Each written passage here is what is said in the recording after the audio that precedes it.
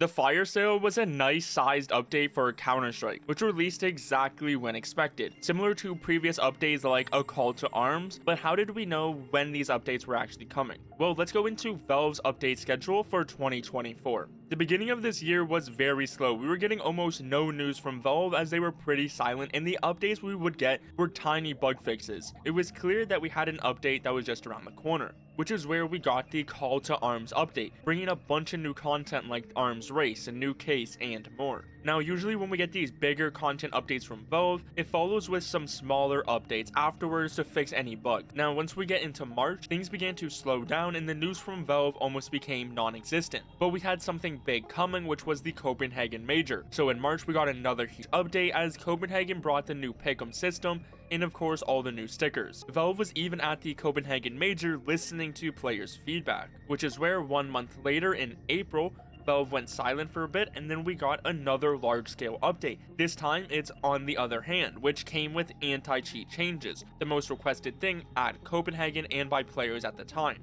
But this wasn't it, as after The Other Hand, we got some bug fixes like usual until Valve went silent for 2 weeks. If you haven't been listening throughout this entire year, usually when Valve gets silent, it means something bigger is being cooked up. 1 month after On the Other Hand, we got the fire sale. It was clear this update was coming from all the previous trends we have seen with Valve and their updates this year. A big update in February and then a big update in March. That could have just been pure luck and doesn't really mean much, but then once we now have 3 big updates lining up month after month, could that just be a coincidence? Or what about 4 updates now, all lining up month after month? February, March, April, and now May. So it seems like it's just becoming a pattern, as we're only halfway through and we have almost more updates than the entire year of 2022.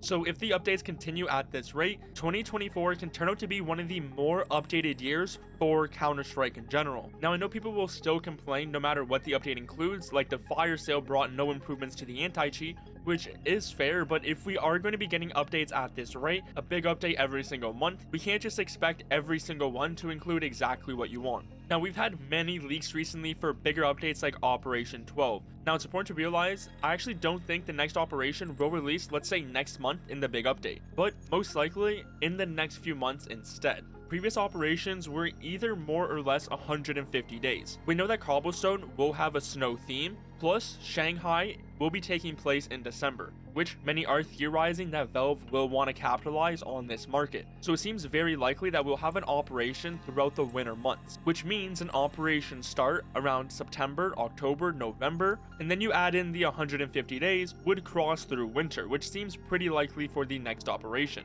Now obviously this is not confirming the operation date as it is all up to Valve time, but if you look at Valve's current update schedule, the length of operations, and then the events Valve is expected to want to capitalize on, it seems very likely an operation will take place around these months. Plus, the end of the year is when past operations have released also, so Valve has a liking to this time of the year and operation. Now, if an operation doesn't release in 2024, I will give away 2 knives as long as you are subscribed, so let's see if we finally get one. Now, for other news in Counter-Strike, around 1 year ago, I made a video on a guy who lives literally 10 minutes away from me who got kidnapped for stealing $40 million. Aiden Pleterski arrested and charged along with his associate Colin Murphy after an 18-month investigation that Durham police are calling the largest fraud investigation in the region's history. Now, why does this matter for Counter-Strike? He still has a Steam account with hundreds of thousands of dollars worth of skins. So in this new court document, an audit firm, Grant Thornton, will be asking the Ontario Supreme Court to order Valve to enact a full freeze and trade ban on all Steam accounts held by Aiden Pleterski. It's outlined in this document that he made payments of over $280,000